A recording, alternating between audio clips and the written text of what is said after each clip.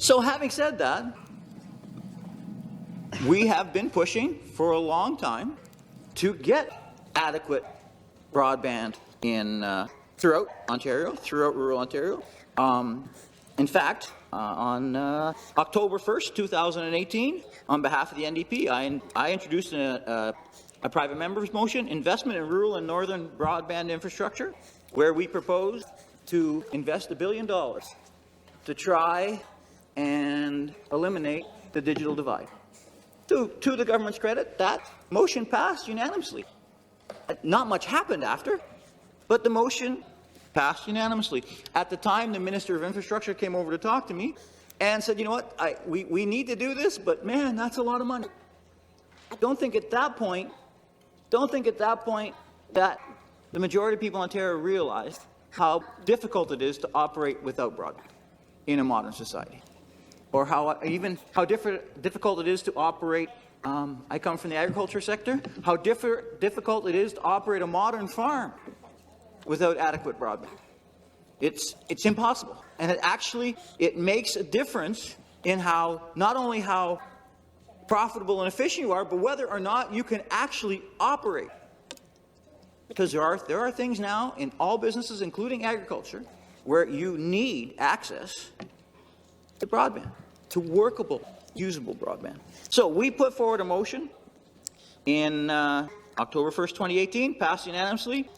On November 26, 2020, I put forward a bill, actually, on behalf of the official opposition. Broadband is an essential service, Bill 226. Once again, it passed because broadband is an essential service.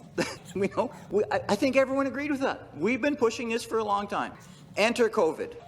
Now everyone realizes that broadband is an essential service, not just the people in the country who didn't have it. And I can remember we did on behalf of the official opposition, I did a broadband tour once of areas in Southern Ontario, and I learned something. Because as I just said, Northerners, we often have a chip on our shoulder that only Northerners aren't getting the service. And I can remember, and we get that naturally because we have a lower population. But I did this broadband tour, and I believe it was in Picton. And the local Chamber of Commerce organized a meeting, and they were talking about that there was a certain area in the parking lot of Sobeys that didn't have cell service.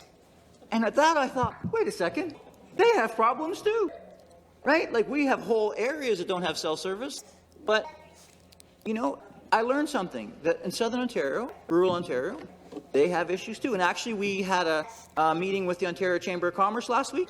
I believe they met with all the parties, and actually we had a laugh at that I still remembered that triangle in Sobeys parking lot didn't have cell service. But broadband is still a huge issue.